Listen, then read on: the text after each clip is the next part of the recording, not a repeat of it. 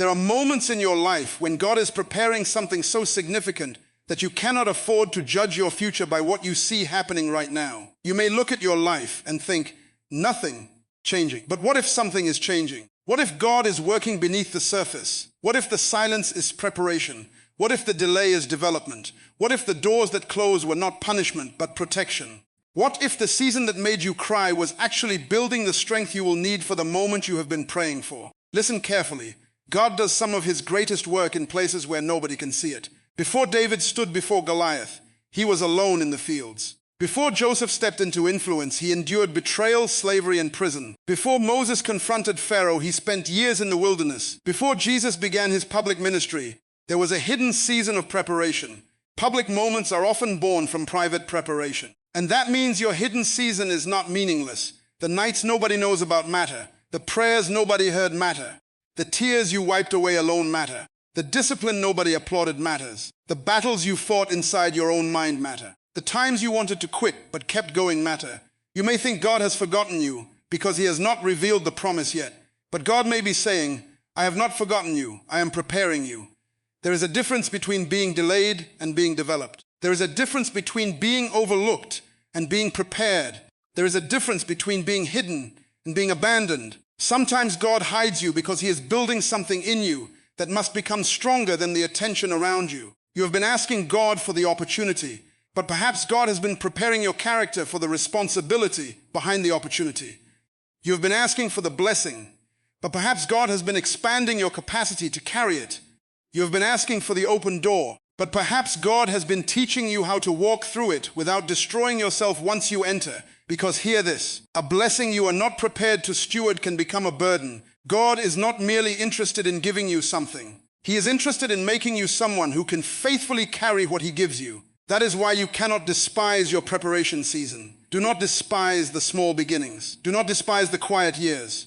Do not despise the season when nobody is watching. Do not despise the process simply because it is taking longer than you expected. The process is not wasting your time. The process is preparing your life. And there is something else you need to understand. The moment God is preparing may be closer than you think. You may be one decision away, one act of obedience away, one season away, one conversation away, one opportunity away, one breakthrough away. But when that moment comes, you will realize that God was preparing you long before you knew what he was preparing you for. Suddenly, the things that confused you will begin to make sense. The rejection will make sense. The waiting will make sense. The separation will make sense. The closed doors will make sense. The difficult lessons will make sense. And you will look back and say, now I understand why God would not let me rush. Because God was not just preparing the moment. He was preparing you for the moment. So I want you to stay with me until the end of this message, because we are going to uncover what God may be developing inside you right now, and why the season you are tempted to complain about may actually be the very season preparing you for a moment you will never forget. Maybe you are closer than you realize. Maybe your hidden season has a purpose. Maybe God is strengthening something in you that your future will require. And maybe the reason you have survived everything you have survived is because there is still something ahead that God needs you to be ready for. Job 23:10 declares, when he hath tried me, I shall come forth as gold. Gold does not become valuable because it avoids the fire. Gold becomes refined through the fire. And perhaps you have been asking God to remove the fire when he has been using the fire to refine you. Perhaps you have been asking him to change the season when he has been using the season to change you. So do not quit now. Do not turn back now. Do not allow temporary discomfort to make you abandon permanent purpose. Your preparation has a purpose. Your waiting has a purpose. Your hidden season has a purpose. And when God finally brings you into that moment, you will understand something powerful. He was not late. He was not silent. He was not absent. He was preparing you. And the moment he is prepared may become the moment that changes how you see your entire story. There is a season in every believer's life when God chooses to work on you before he works through you. It is a season when there may be no applause, no recognition, no platform, and no public evidence of what God is doing. You may feel hidden. You may feel overlooked. You may wonder why others seem to be moving forward while you are still waiting. But never confuse being hidden with being forgotten. God can hide you without abandoning you. God can separate you without rejecting you. God can slow you down without denying your destiny. Job 23:10 says, but he knoweth the way that I take. When he hath tried me, I shall come forth as gold. Notice the confidence in those words. Job did not say, I understand everything God is doing. He said, he knoweth. That is enough. You may not know the way. God does. You may not understand the process. God does. You may not see what is coming. God does. And sometimes the greatest evidence of God's involvement is not what He is showing you, but what He is developing inside you. Before God gives you a public assignment, He often develops private character. Before He entrusts you with influence, He tests your integrity. Before He increases your responsibility, He examines your faithfulness in small things. Luke 16:10 says, "He that is faithful in that which is least is faithful also in much." That means your small season matters, the small task matters, the ordinary responsibility matters. The private prayer matters, the unseen sacrifice matters, the decision nobody applauded matters, the temptation you resisted when nobody was watching matters. God is watching what you do when there is no audience. Because public success can reveal what private preparation has already built. Many people want a platform, but they do not want preparation. They want influence, but they do not want discipline. They want recognition, but they do not want responsibility. They want the harvest, but they do not want the process. But God does not simply promote potential. God develops character. You may be asking, why has God not opened the door yet? Perhaps He is preparing you for what is behind the door. You may be asking, why am I still in this season? Perhaps God is strengthening you so the next season does not destroy you. You may be asking, why am I not being noticed? Perhaps God is teaching you to remain faithful without applause. Because if your motivation depends entirely on people seeing you, what will happen when God calls you to work where nobody notices? If your confidence depends on applause, what will happen when obedience requires silence? If your identity depends on recognition, what will happen when God places you in a hidden season? Private preparation teaches you to become faithful for God's approval before you become dependent on people's approval. Think about David. Before the nation knew his name, David was taking care of sheep. Nobody was celebrating him. Nobody was calling him a king. Nobody was inviting him to a palace. But the field was preparing him for the battlefield. The lonely place was developing courage. The ordinary assignment was developing responsibility. The hidden season was producing the qualities his future would demand. Then came the moment. Goliath appeared, and David's public opportunity revealed what his private preparation had already built. That is why you must stop despising your field. Your field may be your preparation. Your difficult season may be your classroom. Your waiting may be your training ground. Your isolation may be strengthening your dependence on God. The place where you feel forgotten may be the place where God is making you ready.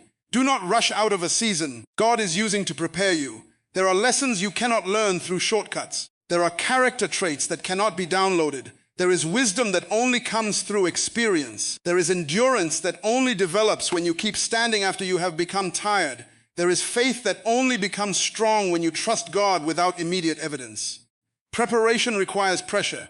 Gold is refined through fire. A seed develops beneath the soil before it breaks through the surface. A foundation is built underground before the building rises. And in the same way, God can be building something beneath the surface of your life that will eventually become visible. So do not judge your progress only by what people can see. Some of your greatest growth may currently be invisible. Maybe your patience is growing. Maybe your discipline is growing. Maybe your wisdom is growing. Maybe your prayer life is becoming deeper. Maybe your dependence on God is becoming stronger. Maybe you are learning to say no to things that once controlled you. Maybe you are becoming more faithful with what you already have. That is growth. And God sees it. The world may not recognize your preparation. Your friends may not understand your season, but God does. Your family may not see the transformation happening inside you, but God does. So remain faithful. Keep praying, keep learning, keep building, keep serving, keep obeying, keep becoming. Do not allow the absence of public recognition to convince you that nothing is happening. God is working in you before He works through you. And when the right moment comes, you will not have to pretend to be ready. You will be ready. The responsibility will not crush you because your character has been strengthened.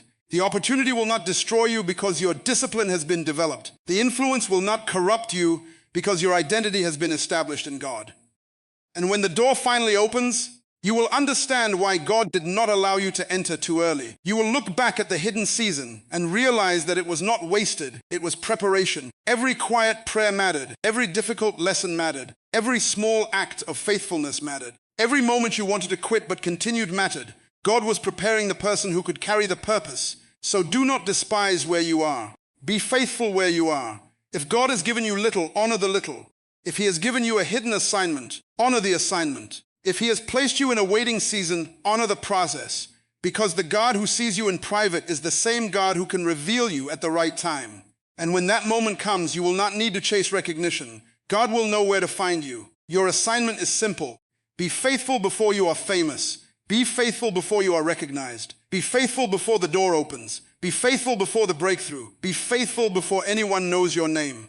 Because when God prepares you in private, He can trust you in public. And when the moment arrives, the moment you never expected, the moment you prayed for, the moment that changes everything, you will understand that God was not ignoring you. He was preparing you. There are seasons in your life when you pray for change, but God begins by changing you. You ask Him to open the door, but He starts preparing you for what is behind the door. You ask for the promise, but He begins developing the character required to carry the promise. And this is when many people become frustrated with God. They want the next season, but they do not understand that the next season requires a new level of character, endurance, wisdom, and faithfulness. James 1-4 says, "But let patience have her perfect work, that ye may be perfect and entire, wanting nothing." Patience is not simply waiting for something to happen. Biblical patience is allowing God to complete His work in you while you wait for Him to complete His work around you. You may think your waiting season is about what you are missing. God may be using it to build what you are lacking. You may think the delay is holding you back. God may be using the delay to strengthen you. You may think nothing is happening, but something is happening inside you. Your character is being tested. Your motives are being exposed. Your faith is being strengthened. Your dependence on God is becoming deeper. Your ability to endure pressure is increasing. And these things matter because the blessing you are praying for will require a stronger version of you. You cannot carry a greater responsibility with a smaller character. You cannot manage greater influence with immature thinking. You cannot steward greater resources with careless habits. You cannot enter a greater assignment while remaining controlled by the weaknesses that governed your previous season. The waiting is preparing the carrier for the promise. Look at Joseph. He received a dream, but he did not immediately receive the position. There was a gap between the promise and the fulfillment. He went through betrayal. He was sold. He became a servant. He was falsely accused. He entered prison. From a human perspective, it looked like his dream was moving in the opposite direction. But God was developing him. Joseph had to learn responsibility in Potiphar's house. He had to learn integrity when temptation came. He had to learn leadership in prison. He had to learn how to interpret what others could not understand. He had to learn how to remain faithful when nobody was applauding. And when the right moment came, Joseph was not simply given a position. He was prepared for the position. That is the difference. Some people want God to change their circumstances without changing their character. But God loves you too much to give you something that your character cannot sustain. Sometimes God delays the blessing because He is protecting you from receiving something too early. Because an early blessing can become a dangerous burden. You can receive what you prayed for and still destroy it if you have not become the person capable of managing it. That is why your waiting matters. Galatians 6-9 says, "In due season we shall reap if we faint not." Notice those words, due season, not your season. Not your rush season, not your emotional season. Due season. There is a right time. And God's timing is connected to God's preparation. You may be ready for the gift, but God may be preparing you for the responsibility. You may be ready for the opportunity, but God may be preparing your character for the pressure. You may be ready for public recognition, but God may be teaching you how to remain humble. You may be ready for increase, but God may be teaching you stewardship with what you already have. Do not confuse God's preparation with God's rejection. The waiting room is not the graveyard of your dreams. It can be the workshop where God develops them. Every difficult day can teach you something. Every disappointment can reveal something. Every delay can strengthen something. Every closed door can redirect something. Every season of uncertainty can deepen something. The question is not merely, when will God change my situation? The deeper question is, who am I becoming while I wait? That question will transform your waiting season. Instead of complaining about the process, start learning from it. Instead of asking why you are still there, ask what God wants you to develop while you are there. Instead of measuring your life against someone else's timeline, focus on God's work in your own life. Because comparison will make you despise preparation. You will look at somebody else's harvest and become angry about your soil. You will look at someone else's promotion and question your process. You will look at another person's breakthrough and assume God has forgotten you. But you do not know what God is building in them, and they do not know what God is building in you. Your timeline is not evidence of God's love. His faithfulness is so keep going, keep praying, keep preparing, keep developing, keep obeying, keep believing. Do not faint because the harvest is not visible yet. A seed does not look like a harvest when it is underground. But underground does not mean inactive. The seed is developing, the roots are forming, The foundation is spreading, and eventually what was hidden will become visible. Your waiting season may be underground, but God is still working. There will come a moment when you understand why certain things took longer than you wanted. You will understand why certain relationships ended. You will understand why certain doors remained closed. You will understand why God did not answer every prayer immediately. You will look back and realize that God was not simply withholding something from you. He was preparing you for something greater.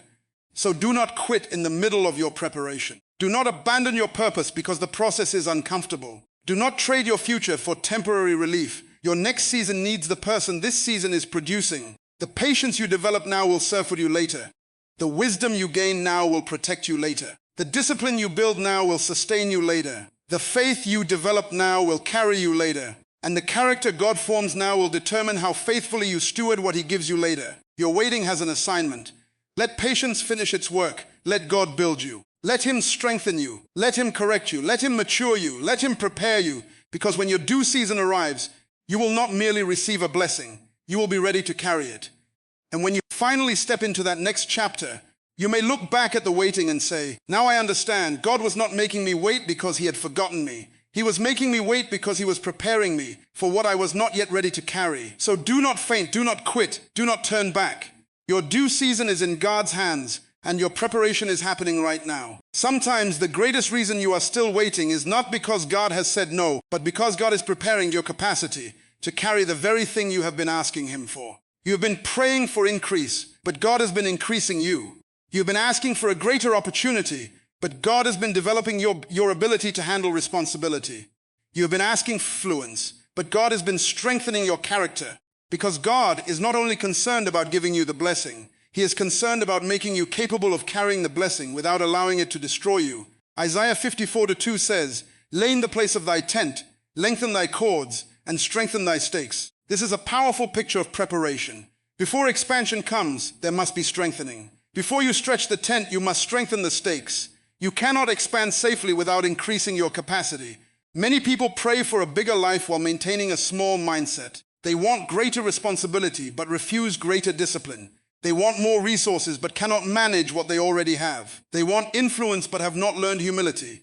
They want leadership, but cannot control their emotions. They want the platform, but do not want the preparation. But God understands something we often forget. What you receive can become dangerous when your character is not prepared to steward it. Luke 12:48 says, "To whomsoever much is given, of him shall be much required." Greater blessing brings greater responsibility. Greater opportunity brings greater accountability. Greater influence brings greater expectations. If you are praying for more, you must also be willing to become more responsible. Think about a container. If you keep pouring into a container that has not increased in capacity, eventually it will overflow. In the same way, God cannot continually pour greater responsibility into a life that refuses to grow. Perhaps you have been asking God for financial increase, but He is teaching you stewardship.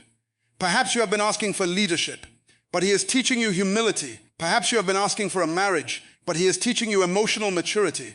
Perhaps you have been asking for influence, but He is teaching you integrity. Perhaps you have been asking for a platform, but He is teaching you faithfulness when nobody is watching. The preparation may look unrelated to the prayer, but God knows exactly what the future will require. David had to learn how to protect sheep before he was trusted to lead people. Joseph had to learn responsibility in difficult environments before he was trusted with national resources. Moses had to spend years in the wilderness before he was prepared to confront Pharaoh. God often develops capacity through ordinary assignments before He introduces extraordinary opportunities. That means you cannot despise where you are simply because it is not where you want to be. Your current responsibility may be training you for your future responsibility. Your current struggle may be developing endurance. Your current limitations may be teaching creativity. Your current small assignment may be developing discipline. Your current season may be stretching your faith. Preparation is often disguised as ordinary life. This is why you must stop asking only, "When will God give me what I prayed for?" Start asking, "What must God develop in me before I receive it?" That question changes everything. Maybe the issue is not God's willingness to bless you. Maybe the issue is your readiness to steward the blessing. And this is not condemnation. It is an invitation to grow. If God wants to enlarge your territory, enlarge your thinking. If God wants to increase your influence, increase your integrity. If God wants to give you greater responsibility, increase your discipline. If God wants to trust you with more, become faithful with what you already possess. Do not wait for the next season to start becoming the person who belongs in the next season. Start becoming now. If you cannot manage your time now, more opportunity will not solve your problem. If you cannot control your desires now, greater resources may only give those desires more power. If you cannot remain faithful in small things now, a larger assignment may expose your weakness instead of your strength. This is why Luke 12:48 is so serious. To whomsoever much is given, of him shall be much required. The prayer for more must always be connected to the willingness to carry more. You cannot ask God for a greater harvest while refusing to strengthen the barn. You cannot ask for greater influence while refusing to develop greater character. You cannot ask for a bigger assignment while remaining careless with today's assignment. Capacity must grow before responsibility can safely increase. So perhaps your waiting season is not empty. Perhaps God is stretching you. Perhaps He is teaching you. Perhaps He is breaking habits that would sabotage your future. Perhaps He is strengthening your faith so that success will not make you forget the one who gave it. Perhaps He is teaching you to handle little without complaining so that you can handle much without becoming proud. And when God finally opens the door, you will discover that the preparation was part of the answer. You prayed for the opportunity. God prepared the person. You prayed for the increase. God developed the steward. You prayed for influence. God developed the character. You prayed for expansion. God strengthened the stakes. God is preparing you to carry what you have been asking Him to place in your hands. Therefore, do not rush the process. Do not become frustrated because God has not released everything yet. Do not compare your preparation with somebody else's promotion. Do not assume that delay means denial. There may be things God is developing in you that your future cannot survive without. Keep learning, keep growing, keep serving, keep building, keep becoming. And when the opportunity comes, you will not have to beg yourself to become responsible. You will already have developed the discipline to carry it. The moment will arrive and you will understand why God made you wait. You will understand why He stretched you. You will understand why He allowed the pressure. You will understand why He did not answer too quickly, because God was not simply preparing a blessing for you. He was preparing you for the blessing. So enlarge your thinking, strengthen your stakes, increase your capacity, become faithful with what is already in your hands. Because what God has prepared for you may require a version of you that does not exist yet. And that is what God is building right now. Some doors close in your life and you immediately assume something has gone wrong. You begin questioning yourself. You question your worth. You question your prayers. You question whether God has heard you. You look at the closed door and say, why did God let this happen? But sometimes the door closed because God was protecting your future from something your present could not recognize. Not every closed door is a tragedy. Some closed doors are divine redirection. Revelation 3-8 says, I have set before thee an open door and no man can shut it. That means when God establishes a door for your purpose, human beings do not have the final authority over your destiny. People can reject you. Circumstances can delay you. Opportunities can disappear. Plans can collapse. But none of these things can cancel what God has ordained for your life. You must learn to stop grieving every door that closes. Sometimes you are crying over a door God closed because you cannot see what was on the other side. You only saw the opportunity. God saw the consequences. You saw the relationship. God saw the damage. You saw the position. God saw the pressure. You saw the shortcut. God saw where it would lead. Proverbs 16-9 says, a man's heart devises his way, but the Lord directeth his steps. You can make plans and you should. You can dream, prepare, work, and pursue excellence. But ultimately, God is the one who directs your steps. Sometimes you plan one route and God redirects you. Sometimes you expect one opportunity and God removes it. Sometimes you want one person to stay and God allows them to leave. Sometimes you pray for a door to open and God keeps it shut. And you think, God, why? But later you may discover that the closed door was part of the protection. God's redirection can feel like rejection when you do not yet understand His purpose. Think about Joseph. Brothers rejected him. They threw him into a pit. He was sold into slavery. From Joseph's perspective, his life was moving backward, but God was positioning him. The rejection did not destroy his destiny. It redirected his journey. The pit was not the palace. The prison was not the palace. But both were part of the road Joseph traveled toward the purpose God had prepared. Imagine Joseph standing in the prison thinking, this cannot be part of my dream, but God was already working. That is why you must be careful about judging your story while you are still inside the chapter. You do not know what the closed door is protecting you from. You do not know what God is preparing behind the scenes. You do not know what He is removing from your path. You do not know who He is separating you from. You do not know what He is developing inside you through the disappointment. So stop calling everything painful a mistake. Some pain is preparation. Some endings are protection. Some departures are direction. Some disappointments are divine appointments with a better future. A closed door can be God's way of saying, "This is not where I want you to go." And you must have enough faith to accept that answer, because sometimes we ask God to open doors that He is trying to close permanently. We keep knocking, we keep forcing, we keep chasing, we keep trying to make something happen. And God is saying, let it go. You call it persistence. Sometimes it is resistance to God's direction. There is a difference between faith and stubbornness. Faith follows God. Stubbornness demands that God follow your plan. You do not need to force a door God has not authorized you to enter. If God closes it, let it close. If God redirects you, follow Him. If God removes something, trust Him. If God changes your route, do not assume He has changed His purpose. Your route can change without your destiny being cancelled. You may have to take a different road to reach the same divine assignment. That is why Proverbs 16:9 is so powerful. The Lord directeth His steps. Your steps may look confusing today, but God knows where they are going. You may be walking through a season you never planned, but God is not confused. You may be standing in front of a closed door you desperately wanted, but God is not confused. You may not understand the redirection, but God does. So do not waste your life staring at a door that God has already closed. Turn around, look for His direction.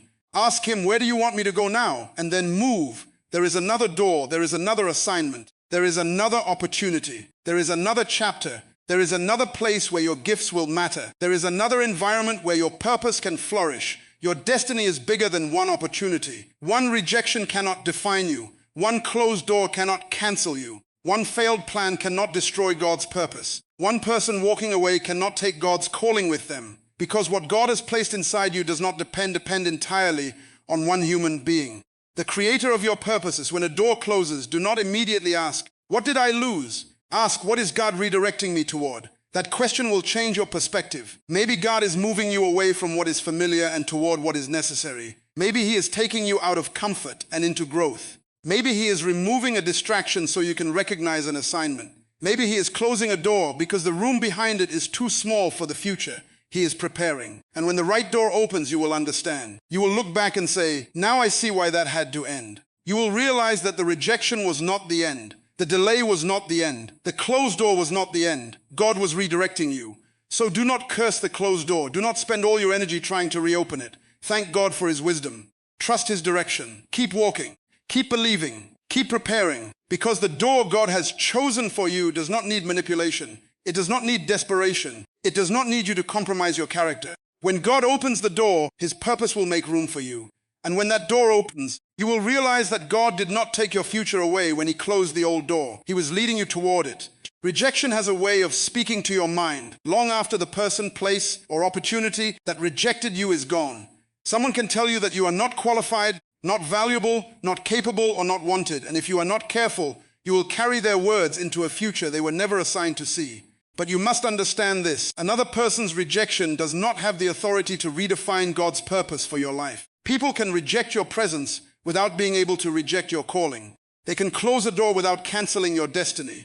They can overlook you without making you invisible to God. Philippians 3:13 says, forgetting those things which are behind and reaching forth unto those things which are before. Paul understood that you cannot reach forward while constantly living backward. There comes a moment when you must stop allowing yesterday's wounds to dictate tomorrow's decisions.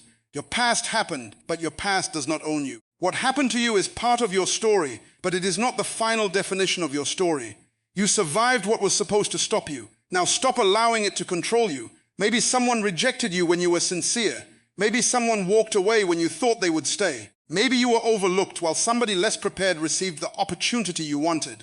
Maybe you were told that you were not good enough. Maybe you gave everything you had and still watched the relationship, opportunity, or dream disappear. Those moments hurt. Do not pretend they did not.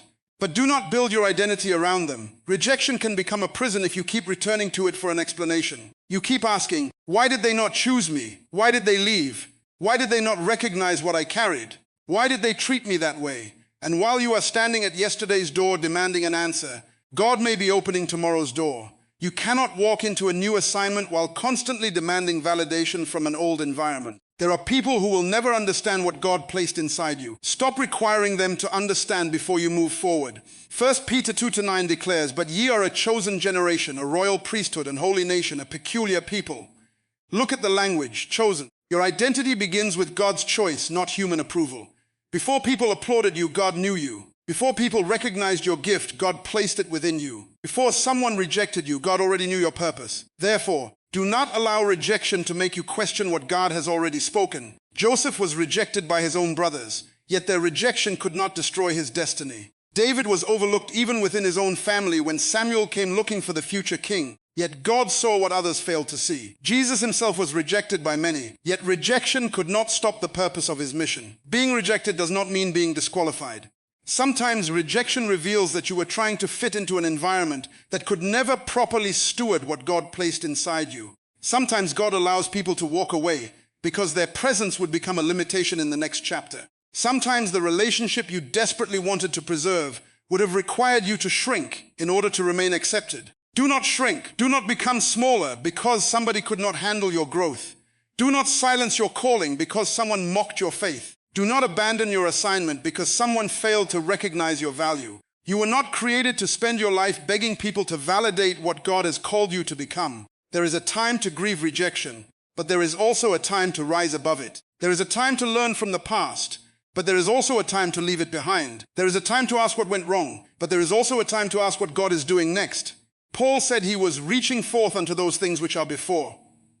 That is the posture you need. Reach forward, reach toward healing, reach toward purpose, reach toward obedience, reach toward maturity, reach toward the assignment God has placed before you. The enemy would love to use your past rejection to make you hesitate when your future opportunity arrives. You were rejected once, so now you are afraid to try again. You were betrayed once, so now you trust nobody. You failed once, so now you refuse to begin again. Someone criticized you once, so now you are afraid to speak. That is how rejection becomes a chain. But today, you must break that chain. What happened yesterday does not have permission to govern tomorrow. Your future deserves a version of you that is no longer controlled by the wounds of your past. You may have been rejected by people, but you are still chosen by God. You may have been overlooked by people, but you are still seen by God. You may have been abandoned by people, but you are not abandoned by God. You may have lost an opportunity, but you have not lost your purpose. And perhaps the greatest lesson is this. Sometimes rejection is not proof that you are worthless. Sometimes it is evidence that you were standing in the wrong place. Do not keep trying to become acceptable to people who were never assigned to carry your future. Move, grow, heal, pair, believe. And when God presents the next assignment, do not allow yesterday's rejection to make you say no to tomorrow's opportunity. Your past may explain some of your pain, but it does not have to determine your future. You are still chosen. You are still called. You are still being prepared. You still have purpose. You still have something to contribute. There is still work for you to do. So forgive what needs to be forgiven. Learn what needs to be learned. Release what needs to be released. Then turn your eyes forward, because the next chapter will require your attention. Stop looking at the door that rejected you and start walking toward the assignment that God has prepared for you. Your rejection was an event. Your purpose is a calling. And an event does not have the authority to cancel a calling. There are moments in life when faith feels foolish because you cannot see the evidence yet. You pray, but nothing appears to change. You believe, but the circumstances seem to contradict what you are hoping for. You continue standing, but every passing day seems to whisper, "Give up." Yet there is something powerful you must understand. God can be preparing a moment you cannot yet see. The absence of visible evidence does not mean the absence of divine activity. Ecclesiastes 3:11 says, "He hath made everything beautiful in his time." Notice the words, his time. Not your time, not your deadline, not the schedule.